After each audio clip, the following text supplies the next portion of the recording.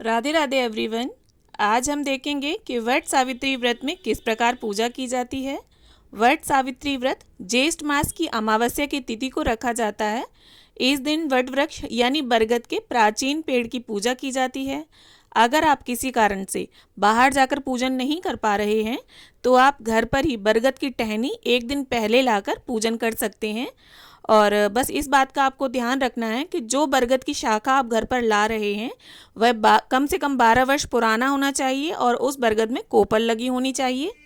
और पूजन से पहले आप अच्छे प्रकार से 16 श्रृंगार करके इस पूजन को करें, क्योंकि ये जो व्रत है वो पति की लंबी आयु के लिए किया जाता है।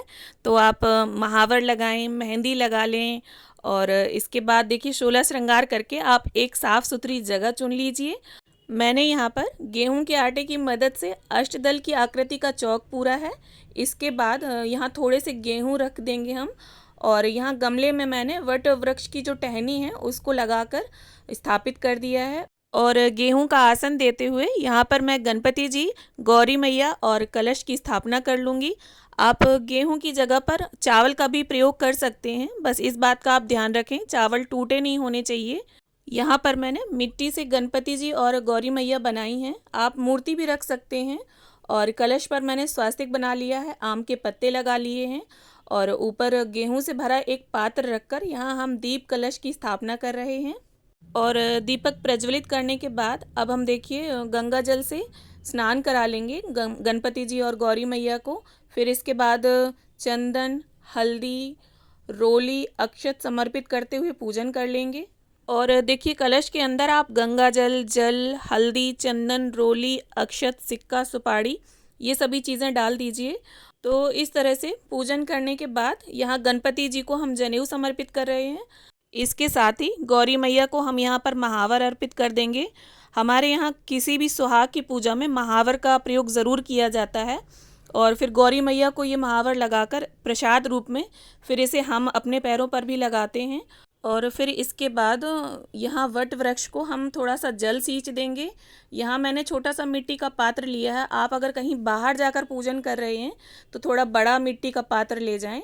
इसके साथ ही वट वृक्ष का हम चंदन, अक्षत और काले तिल समर्पित करते हुए पूजन कर लेंगे। चूँकि अमावस्या की तिथि है तो काले तिलों का भी प्रयोग आप ज़रूर करें। और जो भी पुष्प हो आपके पास आप वो पुष्प समर्पित करें। यहाँ गणपति जी को दूब घास और कुछ गुलाब की पंखुड़ियाँ हैं तो वो मैं समर्पित कर रही हूँ। और इसके बाद काले तिल समर्पित कर देंगे हम गणपति जी और गौरी मैया को। और आज की पूजा में देखिए चने का विशेष महत्व होता है, भीगे हुए चनों का। तो अगर आपके यहाँ भीगे हुए चने चलते हैं तो आप वो रखें, और अंकुरित चलते हैं तो वो समर्पित करें। और इसके बाद हाथ में इस तरह से थोड़ी सी हल्दी लेकर जनेऊ में लगाकर हम वट वृक्ष को समर्पित करेंगे। आप थोड़ी सी हल्दी जनेऊ में ज़रूर लगा लें। और अगर आपके पास जनेऊ नहीं है तो आप कच्चा सूत या कलावे को 5-7 बार लपेटकर जनेऊ का भाव करते हुए समर्पित कर सकते हैं। और इसके बाद गौरी मैया को भी हम वस्त्र रूपी कलावा समर्पित कर देंगे। और हमारे यहाँ देखिए आटे को और हल्दी को घोल कर, गेहूं के आटे को और हल्दी को घोल कर ऐपन तैयार किया जाता है। और 13 बार इस ऐपन से हम वट वृक्ष को गांठते हैं। और कहीं कहीं पर ये जो ऐपन है ये चावल के आटे से तैयार किया जाता है। तो देखिए क्षेत्रीय मान्यता के हिसाब से पूजा विधि में थोड़ा बहुत फ़र्क आ सकता है। और जिस प्रकार मेरे यहाँ पूजा होती है वो विधि मैं आपके साथ शेयर कर रही हूँ। देखिए ये ऐपन वट वृक्ष में लगाने के बाद हमारे यहाँ कलाई जो है इसी ऐपन से गूँथी जाती है। 13 बार हम इस तरह से राउंड राउंड करते हुए ऐपन लगाते हैं अपने अंगूठे में, कलाई में। इसके साथ ही वट वृक्ष को हम एक उपवस्त्र अर्पित करेंगे। यहाँ मैं अंगोछा अर्पित कर रही हूँ, आप चाहें तो पीला कपड़ा अर्पित कर सकते हैं या वस्त्र रूपी कलावा भी आप भेंट कर सकते हैं। और इसके साथ ही साड़ी और ये 16 श्रृंगार की सामग्री मैं अर्पित करूँगी। यहाँ मैंने कांसे के बिछुए लिए हैं, अगर आपका सामर्थ्य हो तो आप चांदी के बिछुए भी चढ़ा सकते हैं। और इसके बाद ये जो आज का भोग होता है, यहाँ ये बरगदे होते हैं, आटे को टाइट गूंदकर उसमें कुछ मीठा मिलाकर इस तरह से गोलियां बनाई जाती हैं। बरगद में आपने देखा होगा इसी तरह का फल लगता है, तो ये पूजा में ज़रूर चढ़ाए जाते हैं। और इसके साथ ही आपके पास जो भी ऋतु फल हो इस मौसम में, खरबूजा, आम या जो भी आपके पास उपलब्ध हो आप उसका भोग प्रसाद अर्पित करें। और इसके साथ जो भी मीठा हो अगर घर में आपके तो उसका भी भोग आप लगाएं। और इसके साथ ही इस तरह से देखिए 7 चने लेकर हम कथा पढ़ लेंगे या सुन लेंगे वट सावित्री व्रत की। और कथा संपन्न होने के बाद ये जो चने हैं ये हम यहीं वट वृक्ष के समक्ष समर्पित कर देंगे।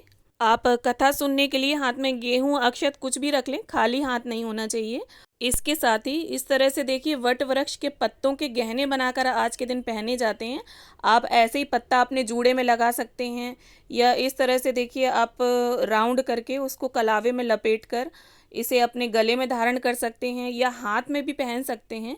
सबसे पहले तो आप इसे इस तरह बनाकर पूजा में रख लें और पूजा संपन्न होने के बाद इसे धारण करें और पूरे दिन इसे पहना जाता है। इसके साथ ही कच्चे सूत की 13 लड़ियों की माला वट वृक्ष को समर्पित की जाती है। यहाँ जो मेरे पास सूत है उसमें 6 लड़ियाँ हैं, तो मैं इस तरह से 2 राउंड कर लूँगी, 6 6 12, और एक जो धागा है वो एक्स्ट्रा ले लूँगी। इस तरह से 13 लड़ियाँ हो जाएंगी और 13 लड़ियों के 2 धागे बनाए जाते हैं। एक वट वृक्ष को अर्पित किया जाता है और एक स्वयं धारण किया जाता है। इसके साथ ही वट सावित्री व्रत में पंखे का विशेष महत्व होता है। अगर बांस का पंखा आपको मिल जाता है तो बहुत अच्छी बात है, वरना जो पंखा मिल जाए आप उसे पूजा में शामिल करें। और इसके बाद देखिए अब हम गणपति जी की, गौरी माता की और वट वृक्ष की धूप दीप से आरती उतार लेंगे। तो देखिए सत्यवान के जब प्राण निकल रहे थे तब वो मूर्छित हो गए थे, तभी सावित्री ने पास ही खड़े बांस के पेड़ के पत्तों से सत्यवान जी को हवा की थी और उन्हें थोड़ा अच्छा अनुभव हुआ था, इसीलिए पूजा में बांस के पंखे का इतना महत्व है। तो देखिए इसके बाद इस तरह से कच्चे सूत से वट वृक्ष को लपेटते हुए हम फेरी लगा लेंगे। तो देखिए वट वृक्ष के वैसे तो हमें 13 फेरी लगानी चाहिए। वर्ष में 12 महीने होते हैं तो हर महीने का एक फेरा, और एक फेरा जो है वो एक्स्ट्रा लगाना चाहिए अकाल मृत्यु से बचने के लिए। इस तरह से 13 फेरी लगाने चाहिए। और अगर आपके यहाँ 5 7 9 11 इस तरह से लगाए जाते हैं तो आप वैसे कर लें। और फेरी संपन्न होने के बाद ये जो धागा बचेगा आपका उसे आपको तोड़ना नहीं है, वहीं बरगद पर लपेट दें आप। और इसके बाद जो भी आपका सामर्थ्य हो आप दक्षिणा जरूर अर्पित करें, इससे पूजा में अगर कोई कमी रह गई होगी तो वो पूरी हो जाएगी। इसके बाद ये जो हमने भोग में बरगदे रखे होते हैं इन्हें इस तरह से थोड़े से बरगदे आपको हाथ में लेने हैं और अपने पल्ले को आगे करके और इन बरगदों को उछालना है, और जो बरगदे आपके पल्ले में आएंगे वो आपके प्रसाद रूप में होंगे, उन्हें ही आपको ग्रहण करना है चने निगलने के बाद। और बाकी के जो बरगदे हैं इन्हें आप गाय को या कन्या को किसी को भी दे सकते हैं। इसके बाद आपको 12 चने और 1 कोपल इस प्रकार से लेना है और ये सबसे पहले आपको निगलना है, चबाना नहीं है, इससे ही व्रत का पारण होगा। आप पानी की सहायता से इन चनों को निगल लें। इसके बाद गौरी मैया से सुहाग जरूर ले लें। और इसके साथ ही ये बरगद के पत्ते का जो हमने गहना बनाया है इसे आप जूड़े में, हाथ में या गले में धारण कर लें और पूरे दिन इसे पहन कर रखना है, उतारना नहीं है। अपने आप गिर जाए तो कोई बात नहीं। और वट वृक्ष की आपको हवा ज़रूर करनी है पंखे से, और पंखा किसी कारणवश नहीं मिल पा रहा है आपको तो आप पल्ले से भी, अपने साड़ी के पल्ले से भी हवा कर सकते हैं। और वट सावित्री व्रत से रिलेटेड अगर और कोई प्रश्न है आपके मन में तो आप मुझे कमेंट करके पूछ सकती हैं। उम्मीद करती हूँ वीडियो आप सभी को पसंद आया हो। वीडियो अच्छा लगा हो तो इसे लाइक करें, ज़्यादा से ज़्यादा शेयर करें और चैनल को सब्सक्राइब जरूर कर लें। तो मिलते हैं अगले वीडियो में। Thanks for watching.